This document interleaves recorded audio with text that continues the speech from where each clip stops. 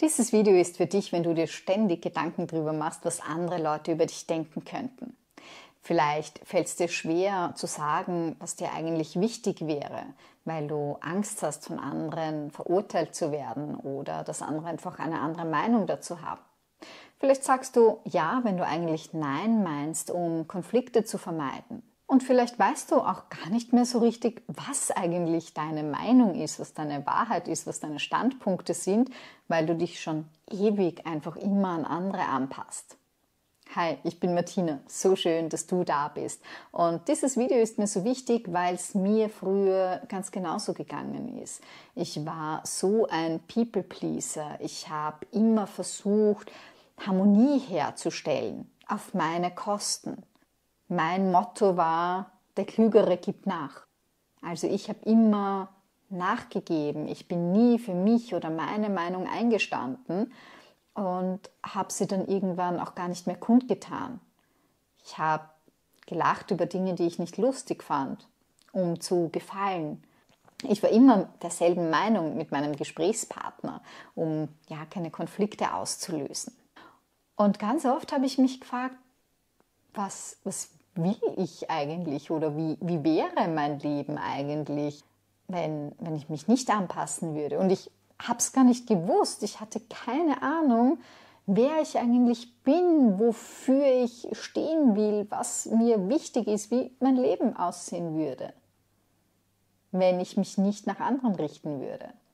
Und die anderen waren nicht nur mein Partner, meine Familie, Freunde, das waren auch die Nachbarn, das waren Leute, die mich gar nicht kennen, im Supermarkt. Oh mein Gott, was denkt jetzt diese Person im Supermarkt von mir?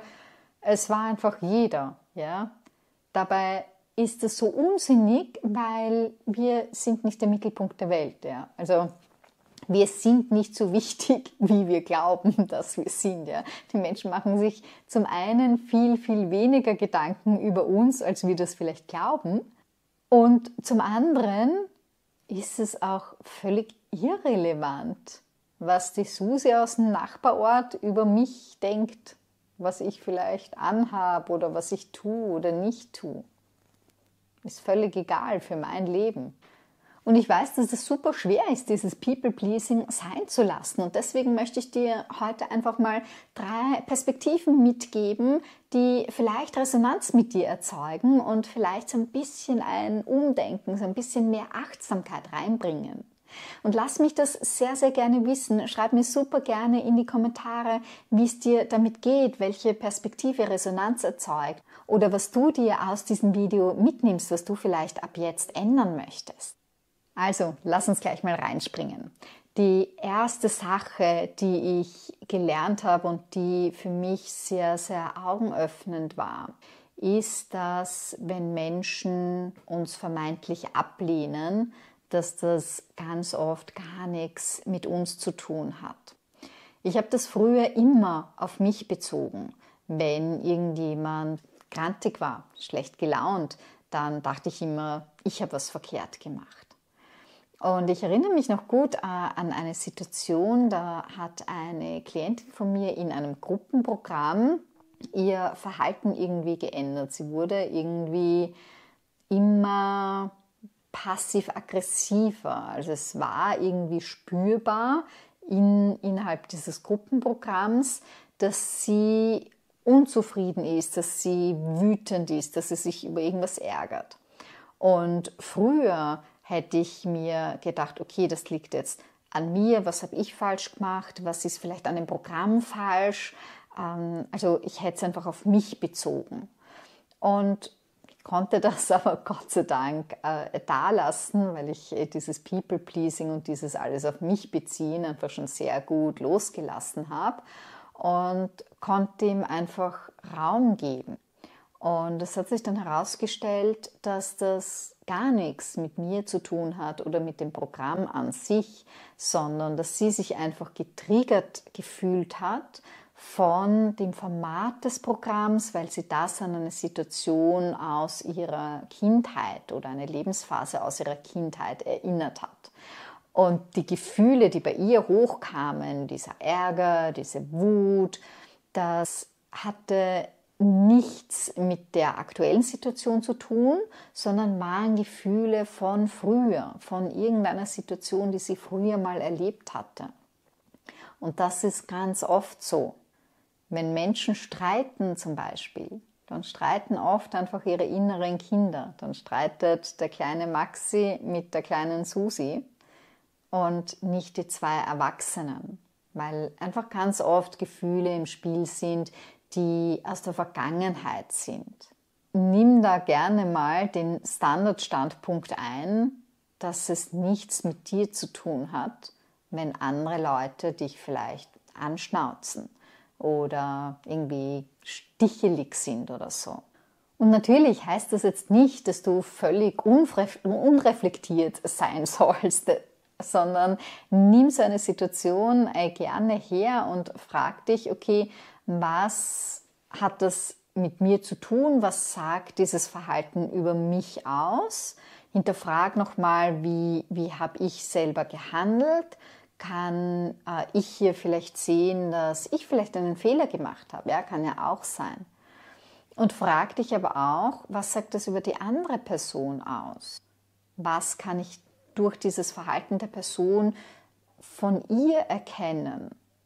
Also nimm da diese Selbstgeißelung raus und schau dir einfach diese Situation so objektiv wie möglich an, so neutral wie möglich und schau einfach, okay, was ist mein Anteil, was ist ihr Anteil und geh idealerweise ins Gespräch bei Leuten, die dir nahe stehen.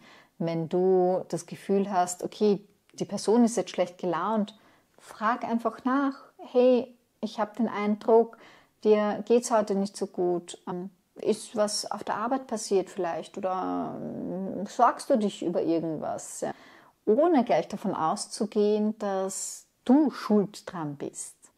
Und auch ein ganz wichtiger Punkt an dieser Stelle, egal wie Menschen auf dich reagieren, egal wie sie vielleicht gerade auf Social Media, gibt es ja oft echt sehr ungute Kommentare und so weiter. Mach dir bewusst, dein Wert ist unantastbar. Ja. Und gerade Leute auf Social Media, die dich ja gar nicht kennen, ich weiß, es ist nicht einfach, aber lass das einfach gehen. Ja. Die kennen dich nicht, das hat überhaupt nichts mit dir zu tun, die projizieren einfach ihre eigenen Geschichten auf dich. Ein anderer Punkt, der zwangsläufig passiert, wenn du dich die ganze Zeit anpasst, ist, dass du dich nach und nach selber verlierst, weil du dich immer mehr von dir entfernst. Wenn dein Fokus immer im Außen ist, ist er nicht im Innen. Das heißt, du wirst immer besser darin, die Gefühle anderer Menschen zu erkennen, aber immer schlechter darin, deine eigenen Gefühle zu erkennen, weil du es nicht übst, weil du es nicht mehr gewohnt bist. Es ist, als würdest du einen Freund jahrelang, vielleicht jahrzehntelang nicht mehr sehen. Und wenn ihr euch dann wieder mal trefft, dann weißt du gar nicht, was passiert ist in den letzten Jahren, wie es ihm ergangen ist, wie er sich vielleicht verändert hat. Also es ist so, als würdest du dich selbst einfach schon ewig nicht mehr getroffen haben, wenn du deinen Fokus immer im Außen hast. Und du nimmst damit auch anderen die Möglichkeit, wirklich nahe mit dir zu sein. Wenn du dich nie echt zeigst, weil du gar nicht weißt, was eigentlich dein echtes Ich ist, wie soll denn da wirkliche Nähe entstehen? Wie soll dich jemand wirklich kennen, wenn du dich selbst nicht kennst? Wenn du dir selber gar nicht zuhörst, wenn du selber gar nicht weißt, was dir wichtig ist? Wie soll ein anderer Mensch dich wirklich kennen? Wie soll hier wirklich Liebe entstehen? Wenn du immer so bist, wie andere dich haben wollen, aber nie du selber bist. Also geh da auch super gerne mal in die Beobachtung, eine Woche lang. Ja? Leg da mal den Fokus drauf, dich zu beobachten, wie oft du Dinge tust oder sagst, die du nur für andere tust oder sagst, die eigentlich nicht das sind, was du gerne tun oder sagen wollen würdest. Also um dir das einfach mal bewusst zu machen, wie oft dieses Muster bei dir hier vorhanden ist. Und dann lade ich dich auch ein, dass du das ganz langsam und in kleinen Schritten für dich immer wieder übst, dass du dich zeigst. Und das heißt jetzt nicht, dass du irgendwie ein offenes Buch sofort für alle und jeden sein musst, aber du könntest zum Beispiel mit so kleinen Dingen anfangen, wie wenn du mit einer Freundin unterwegs bist und du merkst, eigentlich bin ich müde und möchte gerne nach Hause gehen, dass du das sagst.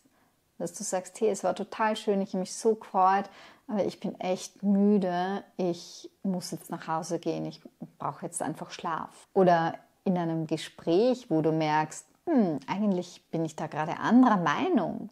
Und es ist ein Gespräch, was jetzt nicht so überdrüber wichtig ist, wo du sagst, okay, das halte ich jetzt aus, auch wenn da jetzt vielleicht eine unangenehme Bemerkung zurückkommt. Üb das mal zu sagen, könnte es nicht auch anders sein oder ich sehe das anders. Und schau einfach mal, was das mit dir macht, was das mit der anderen Person macht. Ohne dass das jetzt ein bestimmtes Outcome haben muss. Ja? Also einfach nur mit Neugierde zu beobachten, wie geht es mir damit? Wie entwickelt sich diese Situation? Ich wünsche dir ganz viel Freude beim Ausprobieren. Schreib mir gerne in die Kommentare, wie es dir damit geht. Und danke fürs Zuschauen. Bis zum nächsten Video.